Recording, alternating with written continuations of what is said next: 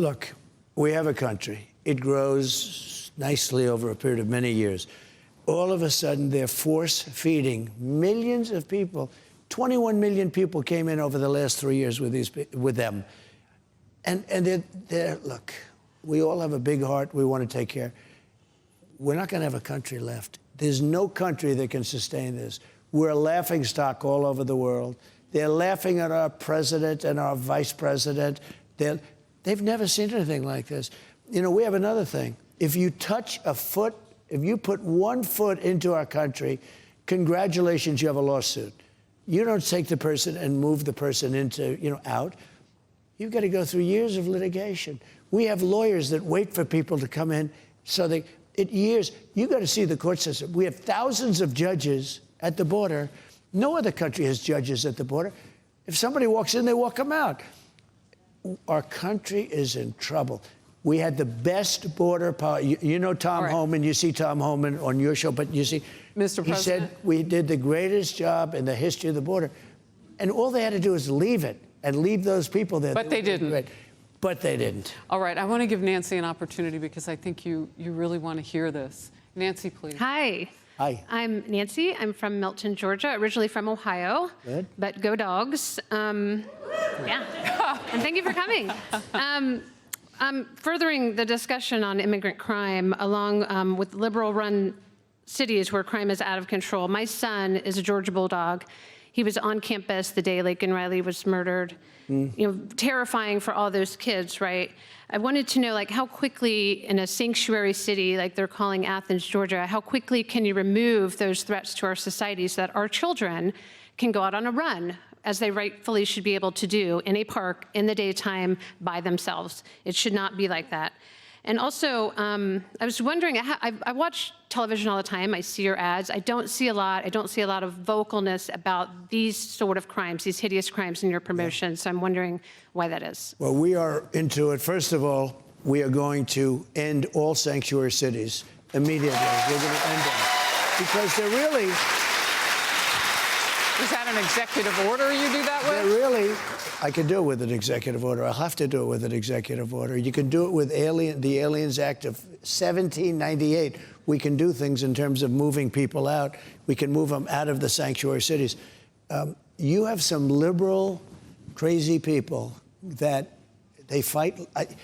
Normally you like to understand the opponent. Like in business, you want to understand what is the opposites, why do they want this? You want to try and figure, why do they want open borders? Why do they want to do this? Why do they want sanctuary cities? Sanctuary cities are really meant for one thing, to protect criminals. That's what they become. We're going to end all sanctuary cities in the United States, and we're going to go back to normalcy.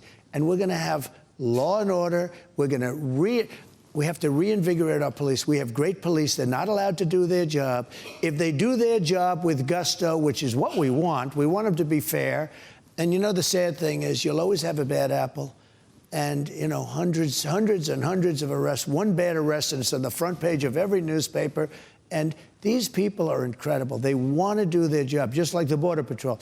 They want to do their job. We're going to let them do their job, and I'm going to give them immunity. We're going to protect them because they do things, and they end up getting sued.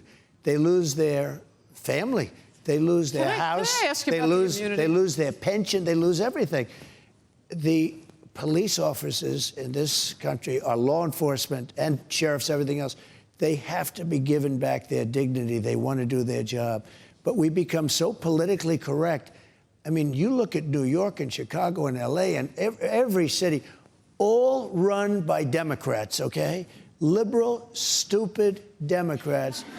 No, and our country...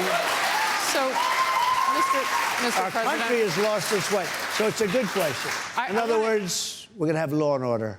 I want to ask you about immunity. You mentioned the bad apples. Does that not incentivize anyone, if you give everyone immunity, to go after those people on forces that you need to deal with? So how do you balance People know the bad apples, though. They do.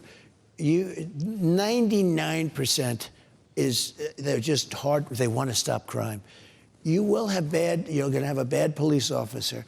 And I've seen it where you have one, couple of very famous So immunity cases. doesn't keep you from dealing with that? No, because if they're going to be some people you're going to say, we're not giving you immunity. What are you, crazy? Look what happened. Look what you've done. You've been terrible. Right. But most of them are, they just want to do their job. They're prohibited from doing their job. And that's we have to allow them to do their job. They're prohibited from, when you see these hundreds of kids walk into a department store and walk out with refrigerators and air conditioners, and the police are standing there watching it, and they're shaking. You know why they're shaking? Because they want to do their job. They want to stop them, but they're told you can't stop them. You go to drugstores now, you must know this, you go to drugstores, they have glass all over the place.